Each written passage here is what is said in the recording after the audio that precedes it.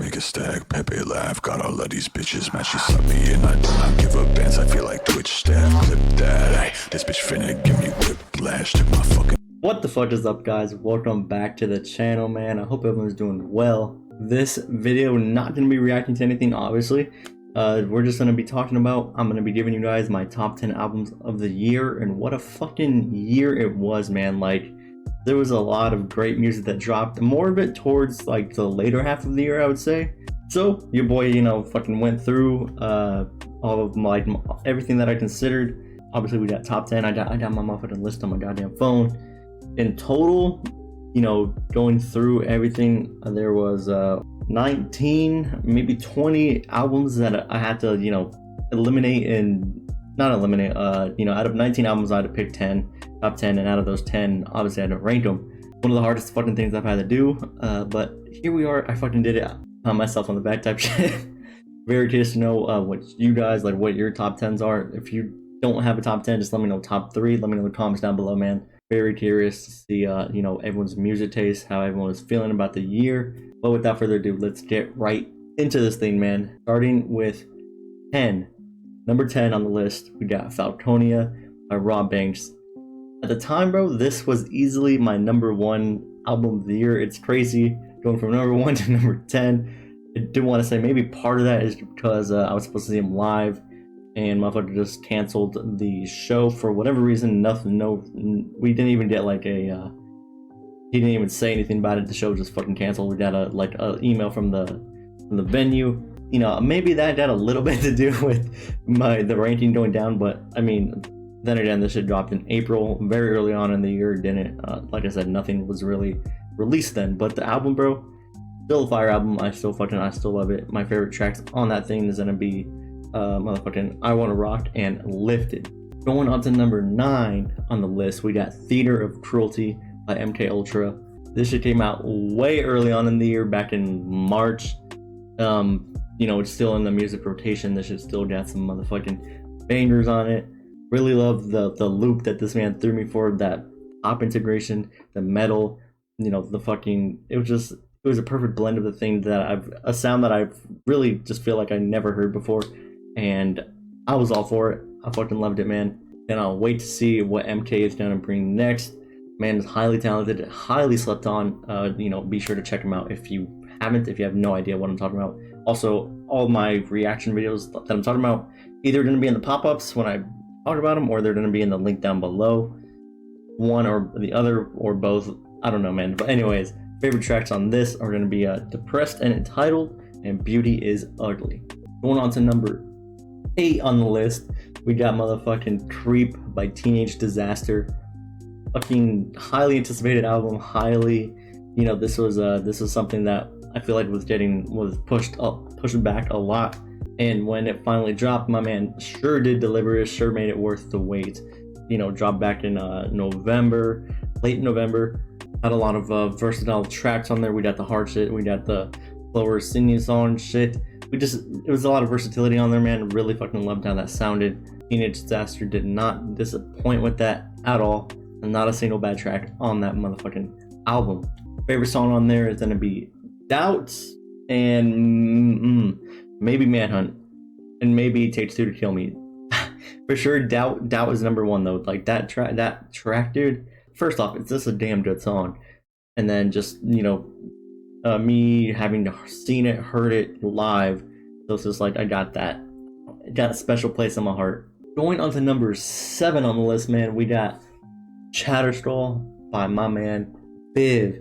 This man made it fucking extremely difficult, you know, picking. He had 3 albums that dropped this year, and I listened to them all, and at the end of the day, I was like, Chatterskull is the one that belongs on this list. I think that is the best album that he dropped this year.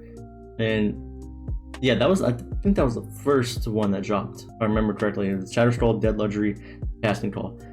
Highly fucking slept on, bro. Biv, I know, you know, the sound is gonna be an acquired taste. That is, you know, I'm not trying to like force anybody to listen to the music that I fuck with, but it's at least like give it a shot. You know, skim through. You know, my favorite track on that, easily Give Grace, one of my favorite tracks of all time. I feel feel like I've said that before. Give Grace, ooh man, just the feeling, the power that song has to just put me in a good mood. Like no matter what the fuck is going on. I love it, dude. But the Chatter Skull as an album, man, fucking super great. Start to finish. Love every song. I highly recommend that y'all check out Viv. You know, he really highly slept on. Check him out. Going on to number 6 on the list, we got 2 Million Blunts by Bones. Initially, dog, you know, this on with 2 other you know, albums that haven't been named yet, where they dropped within the same week, I'm pretty sure, like within 2 weeks of each other. And ooh, this was a tricky album to place on the list. Initially, I listened to this a lot when it came out. You know, it's kind of died down, died off. It's still a great album, do not get me wrong. I'm just saying, like, I listened to it a lot less after maybe like a week. But in terms of, you know, Bones, he released a lot of shit this year. It seems like he always been you know, consistent with the releasing. 2 Million Blunts is easily my favorite project that he put out this year. Like, this album really made me appreciate and go back to other songs of his that had like that old school sound and made me, you know, like them more, just because of how well done they were on 2 Million Blunts. Favorite track on this is gonna be Blue Skies and Automatic Weapons. That is the name of one song. And Jansport. Fucking phenomenal tracks. Jansport, dude, that singing at the end, or not at the end, but it's the last song on the track, but ooh, trust, at least peep those 2 songs. Going on to number 5, we got Smithereens by Joji. This is one of the other albums I was talking about, referring to, that released in the same week of 2 Million Blunts. Long awaited, highly anticipated Joji album, the follow-up to Nectar. I want to say, you know, it definitely delivered in terms of sound and everything, but it was just too fucking short, dude. Like 9 tracks, 2, right? I believe it was 2 of which we already heard. So it felt like a very short album. It felt, you know, all this time, and when it was only, you know, I don't even think it hit 30 minutes. It was like 20 something minutes. That was my biggest like issue with this. But in terms of, you know, start to finish, everything's fucking phenomenal. It's Joji doing what he does. Man's got the voice of a fucking angel for real. Love when this man drops. Love his music. Love his sound. Love the sound that we're getting on this. Love that we got the like that first half is a lot slower, and then the second half is more like uplifting, you know, at a higher pace type of thing, you know. Favorite songs on Smithereens gonna be Before the Day Is Over and Yukon Interlude. Going on to number 4 on this list, Freddy's Inferno by the man Freddy Dread. This album, this man, bro, like, this is my first time listening to Freddy Dread, obviously. If you've seen the reaction video, if not, peep it. But first time listening to Freddy Dread, this is my first introduction to him. First, you know, and what a way to be introduced, man. This album was fucking phenomenal. I even popped some merch. Well, I mean, you know, I asked for it for Christmas. I got it for Christmas. Shout out to my girlfriend. But got some motherfucking Freddy's Inferno merch. I love this album, dude. Start to finish. I love the sound. I love this man's, like, the voice, the bass, the doom shot motherfucker. I love it all, dude. I love it all. I still need to check out more Freddy's music, like past albums and such. But it's like it's kind of, I'm kind of like scared. Like, what if this is Freddy's Inferno is his best work, and I just listen to stuff that's gonna be considered like not match how fucking good Freddy's Inferno is, you know? Favorite songs on Freddy's Inferno are gonna be Wrath, Violence, and Want. It was very tough picking this fucking, you know, just narrowing down favorite tracks, because there's a lot of good songs on this thing. Going into the fucking top 3, before we get into the top 3, I guess I should no, I'll wait. We'll save honorable mentions for before I get to the first one. But going on to the top 3, number 3 being Sing Me a Lullaby, My Sweet Temptation by Suicide Boys. Man, this album, I don't know if I want to say it's their best album in my opinion, but it's close. It's definitely in their top 3, like, of all time. Really loving the direction that the boys are going in. Loving the new sounds, the experimentations we got going on. This album was just, I don't know, sounded so fucking polished, it just sounded great from start to finish, man. Definitely am excited to see where, like, the direction they're going. They're just getting fucking better and better as time goes on, you know.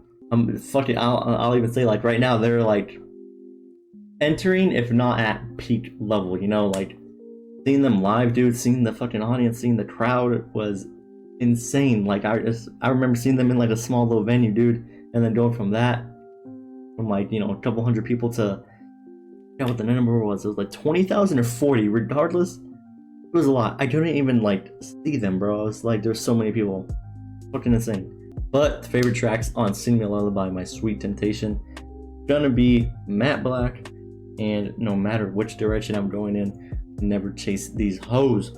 That song, the production on that song alone is just, I mean, on everything, Scrim just been fucking into that A game. But that song specifically is just fucking insane. Going on to number 2 on this list, we got 80 Proof by Black. Highly, at least for me, man, highly anticipated fucking album. This was the first Black album reaction that I did on the channel.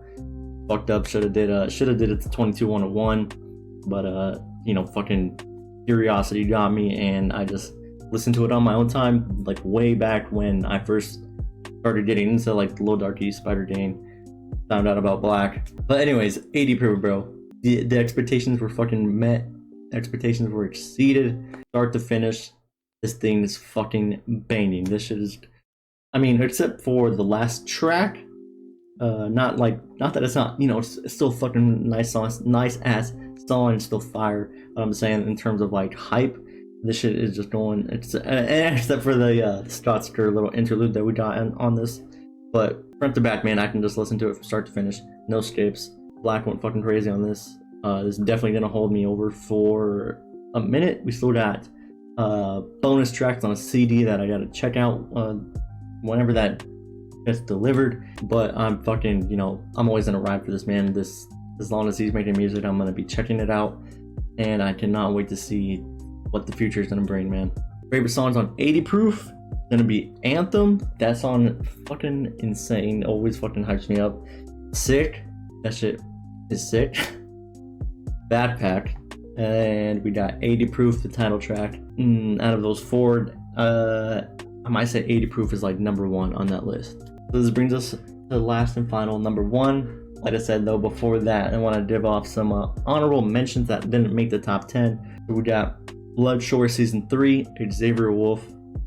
Fucking, it is an amazing album. I really love that thing, but it's kind of like the Bone situation, where I was listening to it heavy for like couple weeks, and then it slowly kind of like died off. I found myself listening to like a handful of tracks, you know. Magic Man by Jackson Wayne. Not gonna lie, that was number 10 on the list until number 1 came out. Magic Man's such a good album. Really love the direction that Jackson Wayne's going. Then we got Sitting at the End of the World by Gymnastis. I mean, I just thought I'd kind of like go through these real quick. Nicole by Nicki. That shit was played a lot. Like hella, like for like a month and a half, month or 2. Same kind of thing with Rob Banks. She was supposed to be here, supposed to see her live, and then show got canceled because she got sick. Not her fault, you know, shit happens. But yeah. And then we got Casting Call by Biv. This is the most recent release, the final release of the year. Dead Luxury by Biv. Fucking man, going crazy on that track. I mean, on the album, just going nuts, really going in. And then we got Been Here Forever by Cheddar, first album that I listened to. Although I've heard Cheddar before, first album that I listened to by Cheddar, but that motherfucker really set the bar high for like my listening for him. You feel me? Then we got American Sweetheart by Bones and Fantasy Gateway by Kuko. So with all that being said, man, number 1 on this list, Spider Dane is over. Just listen to this goddamn thing yesterday. Just, it's still being uploaded as I'm recording this, 2-hour long video. But this album, dude, the one and only, maybe the first and last, you know, Spider Dane album. What a fucking album. What a man, like just what a collaborative fucking work from start to finish.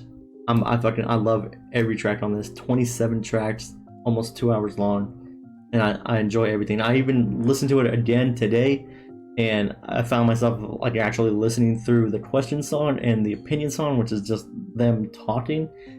like just literally asking questions and giving opinions, and I just found myself actually just like listening to it fully all the way through, even though in the video I said like I don't see myself listening to this.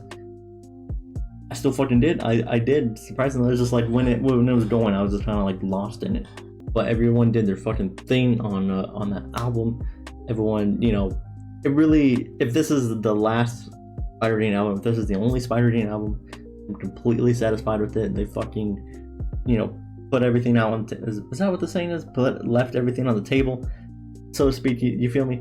Like they just didn't come to play. They really, I mean. Later half of the album they kind of did play around, but like really solid fucking work, man. Really love this album. I mean, it's number one on the list. Favorite album of the year, last album reaction that I did this year, and just what a way to fucking end the year off, you know.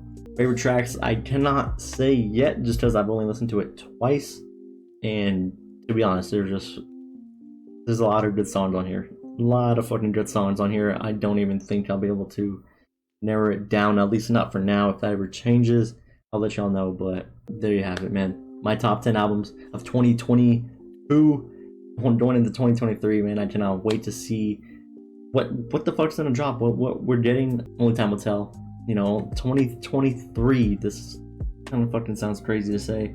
The year kind of flew by. Gonna be more active.